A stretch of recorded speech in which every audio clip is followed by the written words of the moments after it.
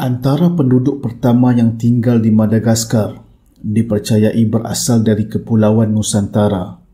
Kumpulan ini dipercayai merantau dari Asia Tenggara melintasi Kepulauan Maldives dan seterusnya ke Madagaskar dan menetap di sana.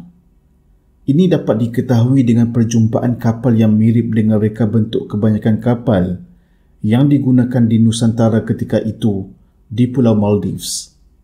Keturunan ini kemudiannya berkahwin dengan suku dari Afrika dan hari ini mereka dikenali juga sebagai orang Malagasy di Madagaskar. Mengikut kajian, bahasa Malagasy merupakan bahasa utama yang digunakan pakai oleh orang di Madagaskar.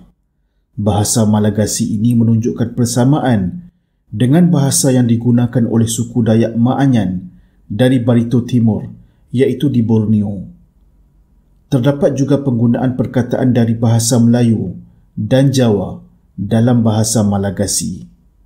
Mengikut kajian genetik yang dijalankan, 68% genetik orang Malagasy datangnya dari suku Bantu dari selatan Afrika dan 32% genetik Malagasy berasal dari Asia. Kajian genetik untuk komponen dari Asia adalah lebih kompleks kerana tiada genetik yang menunjukkan kaitan secara langsung dengan suku Maanyan, tetapi melibatkan lebih banyak genetik yang merentasi beberapa kepulauan di Asia Tenggara. Komponen genetik Malagasy dari Asia menunjukkan peratusan yang lebih tinggi bahawa ia datangnya dari genetik Melayu dan juga campuran genetik dari suku lain di Borneo seperti Banjar, Ngaju, Dayak dari Kalimantan Selatan, Lebo, Murut, Dusun dan juga Bidayu.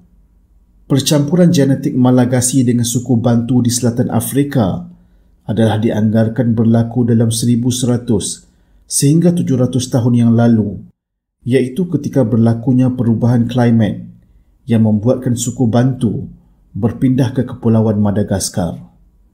Bagi komponen genetik Malagasy yang pelbagai dari Asia, senario yang paling masuk akal yang dibincangkan adalah populasi awal Malagasy berasal dari suku Banjar, di mana kajian genetik suku Banjar menunjukkan campuran 77% genetik yang berasal dari Melayu dan 23% genetik dari suku Maanyan.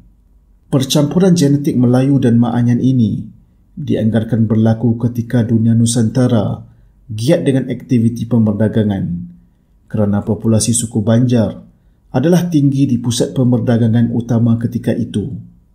Selain itu, kaitan suku Banjar dengan orang Malagasy ini juga dapat menerangkan mengapa terdapat penggunaan perkataan Melayu yang digunakan oleh orang Malagasy hari ini. Anda mungkin bertanya, bilakah migrasi ini berlaku?